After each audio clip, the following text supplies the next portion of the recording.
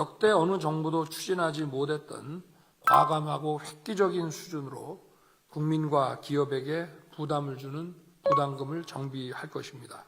지난 20년 동안 부담금을 11개 줄이는데 그쳤는데 이번에는 한 번에 18개의 부담금을 폐지할 것입니다. 당장 폐기하기 어려운 14개 부담금은 금액을 감면해서 국민의 부담을 확실하게 덜어드리겠습니다.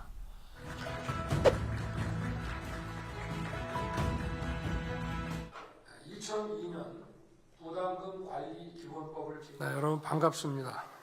우리 정부 출범 이후 2022년 7월 8일 첫 번째 비상경제민생회의를 열었습니다. 오늘로 벌써 23회째가 됐습니다. 비상경제민생회의는 각 부처 장관, 민간 전문가들과 함께 민생 현안을 논의해서 시급한 대책을 제시하는 자리입니다. 이와 별도로 올해 초부터는 국민과 함께하는 민생 토론회를 열고 있는데 민생 아젠다를 중심으로 부처 간 벽을 허물고 국민의 목소리를 현장에서 직접 들어 즉각 해결책을 만들고 이행해 왔습니다. 이처럼 정부는 국민들께서 민생 변화를 체감하실 수 있도록 모든 노력을 다하고 있습니다. 오늘 비상경제 민생회의에서는 부담금 정비와 규제 유예를 통해 국민의 어깨를 가볍게 하는 방안과 민생 활력을 높이는 금융 지원 방안을 중점적으로 논의할 것입니다. 최근 우리 경제는 전반적으로 회복의 흐름을 보이고 있습니다.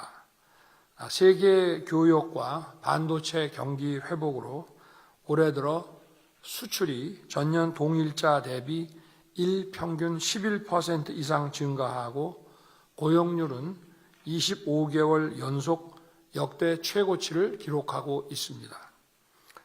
첨단 신산업을 중심으로 기업의 투자들도 크게 확대하고 있습니다. 지난 1월 15일 수원에서 열린 제3차 민생토론회에서 삼성과 SK가 반도체 메가 클러스터 조성을 위해 47년까지 622조 원의 투자 계획을 발표한 데 이어 오늘 현대차그룹은 차세대 모빌리티 등 분야에서 향후 3년간 68조 원을 투자해서 약 20만 개의 일자리 창출 계획을 발표했습니다. LG그룹도 AI, 바이오 등 미래 전략 산업을 중심으로 향후 5년간 100조 원을 국내에 투자할 계획임을 발표했습니다. 쿠팡도 27년까지 3년간 물류 인프라 확충에 3조 원 이상을 투자하여 산간과 도소지역에 이런 무료 배송 범위를 확대하기로 발표한 바 있습니다. 이와 함께 1분기 외국인 직접 투자도 이미 지난 3월 25일에 60억 불로 이미 사상 최고치를 넘어섰습니다. 이러한 경기 회복세가 민생 경기 전반으로 빠르게 퍼져나갈 수 있도록 정부는 국민의 부담을 덜어드리고 소득을 증가시키기 위해 최선을 다하겠습니다. 이를 위해 먼저 부담금을 정비하고 관리 체제를 강화하겠습니다. 저는 지난 1월 16일 금년도 제4회 국무회의에서 모든 부담금을 제로 베이스에서 검토할 것을 지시했습니다. 부담금은 특정한 공익사업을 위해 국민과 기업이 부담하는 그림자 조세입니다. 국민 건강 증진이나 환경 보전과 같은 긍정적 외부 효과가 있는 부담금도 있습니다마는 세금에 묻지 않은 부담에도 불구하고 부과되는 사실조차 잘 모르는 부담금도 많이 숨어 있습니다. 2002년 부담금 관리 기본법을 제정해서 국가가 부담금을 관리해 왔습니다만 여전히 국민과 기업들에게 상당한 부담이 되고 있는 것이 현실입니다. 실제 부담금 개수는 2002년 102개에서 20년이 지난 올해 91개로 다소 줄었습니다마는 부담금 징수 규모는 2002년 7조 4천억 원에서 20년이 지난 올해 24조 6천억으로 3배 이상 늘었습니다. 역대 어느 정부도 추진하지 못했던 과감하고 획기적인 수준으로 국민과 기업에게 부담을 주는 부담금을 정비할 것입니다. 먼저 지난 20년 동안 부담금을 11개 줄이는데 그쳤는데 이번에는 한 번에 18개의 부담금을 폐지할 것입니다. 대표적으로 예를 들면 최근 학교 신설 수요가 감소되는 추세에 맞춰 학교 용지 부담금을 폐지할 것입니다. 그리고 영화 티켓에 부과되는 영화관 입장권 부담금도 없애겠습니다. 당장 폐기하기 어려운 14개 부담금은 금액을 감면해서 국민의 부담을 확실하게 덜어드리겠습니다. 전기 요금의 3.7%가 부과되는 전력산업 기반기금 부담금은 단계적으로 요율을 1%포인트 인하하겠습니다.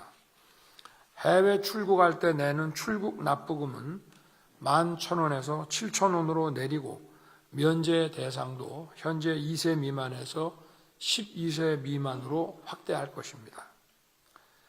정부는 부담금의 폐지와 감면이 국민의 세금 부담으로 전가되지 않도록 그동안 부담금으로 추진한 사업들의 지출 구조를 효율화하는 한편 영화산업, 청년 농업인 육성과 같이 꼭 필요한 사업들은 일반 회계를 활용해서라도 차질 없이 지원할 것입니다. 또한 영화관 입장권 부담금 경감이 하루빨리 영화 요금 인하로 이어지고 학교용지 부담금 폐지가 분양가 인하로 바로 이어질 수 있도록 관련 법령도 신속하게 개정하겠습니다. 아울러 총 263건에 달하는 규제들을 한시적으로 적용을 유예할 것입니다. 이번에 시행되는 한시적 적용 유예는 기존 규제의 틀은 유지하면서도 민생 개선과 투자 확대를 위해 꼭 필요한 분야에 2년 동안 규제 적용을 유예하는 방안입니다. 그동안 경제단체와 지자체에서 꾸준히 개선을 건의해온 규제들, 그리고 각 부처가 현장 소통을 통해 발굴한 것들입니다.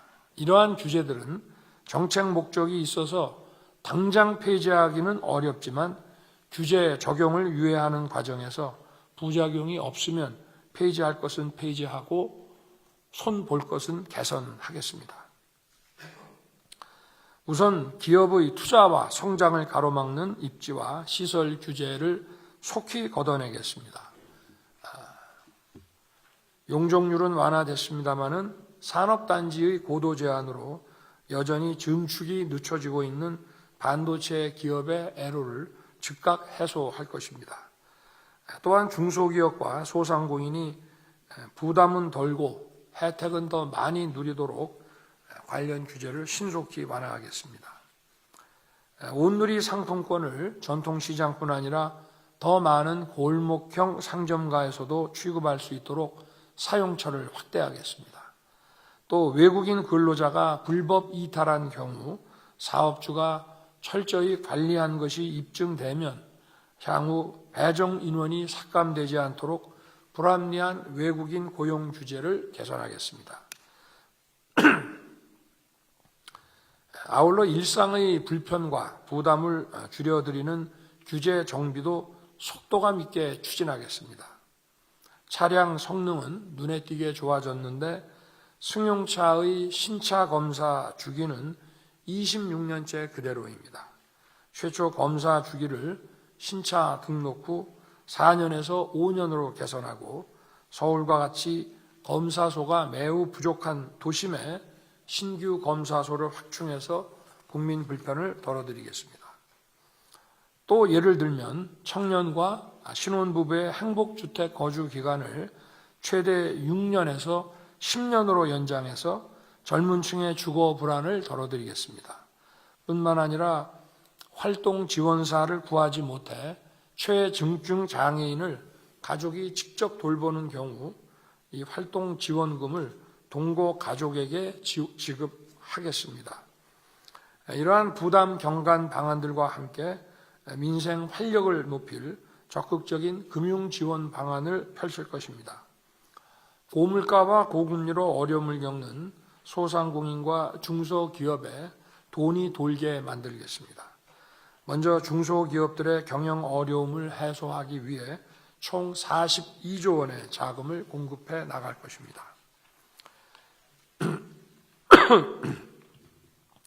정책금융기관과 민간은행이 함께 기업들의 수요를 정확히 파악해서 적기에 맞춤형 지원을 해주기 바랍니다. 현재 소상공인의 고금리 부담 완화를 위해 금융권과 정부가 총 2조 3천억 원 규모의 금리 경감 방안을 시행하고 있습니다. 은행권이 1차로 2월에 1조 3,455억 원의 이자를 소상공인에게 이미 환급하였고, 또 중소금융권은 지난 3월 18일부터 신청을 받아 오는 29일부터 3천억 원을 환급할 계획입니다. 소상공인 시장 진흥공단의 5천억 원 대환 대출도 지난주부터 시작됐습니다. 이에 더해 은행권은 약 6천억 원의 취약계층 지원 프로그램을 준비하고 있습니다.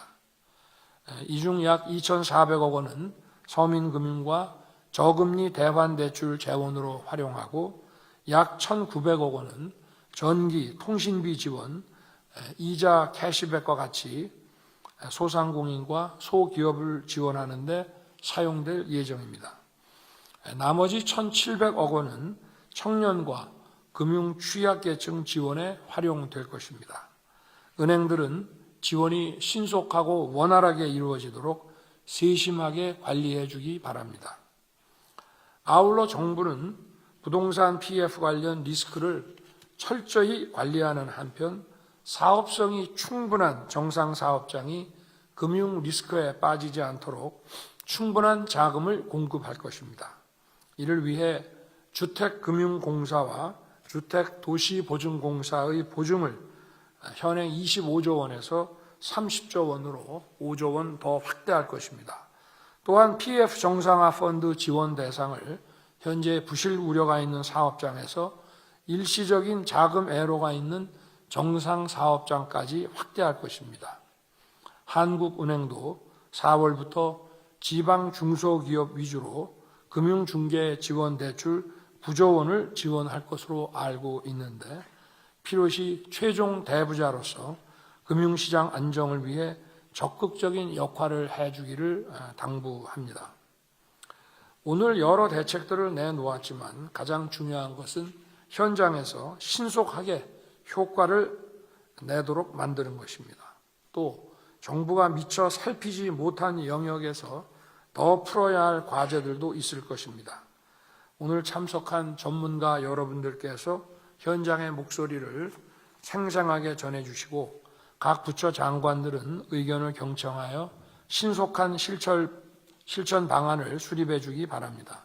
생산적인 토론을 위해 많은 의견 개진을 부탁드립니다. 감사합니다.